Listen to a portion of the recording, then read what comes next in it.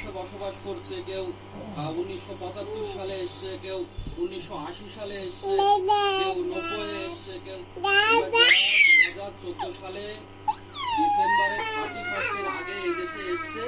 তারা citizenship act, according to citizenship act, তার মাধ্যমে নাগরিকত্ব অ্যাপ্লাই করছে।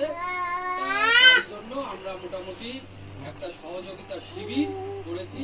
অনলাইন অ্যাপ্লিকেশন করার পর হচ্ছে আমাদের সদরে, ওইখান থেকে হ্যারিং হওয়ার পর ওই অনলাইনে আমরা যারা এদেশে এসেছেন এবং তাদের নাগরিকত্ব দেওয়ার জন্য এই মুহূর্তে সেই আবেদন প্রক্রিয়া, সেই প্রক্রিয়াতে তিনি সাহায্য করছেন সৌরভ গোয়ালি এবং তারা এখান থেকে তাদের নাম নথিভুক্ত করে এই পোর্টালে আবেদন করার জন্য যাচ্ছেন।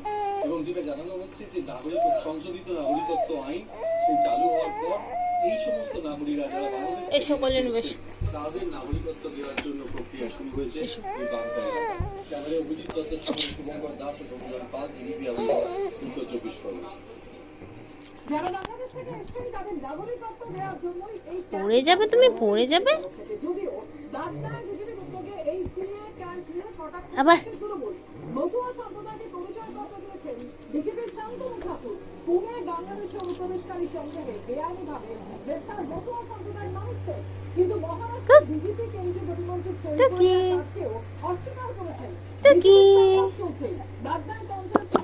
মাম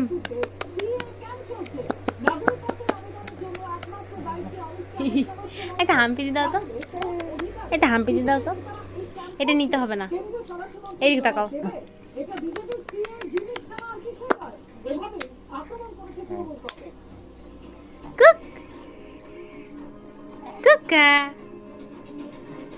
চলো tata, bye bye bye bye bye.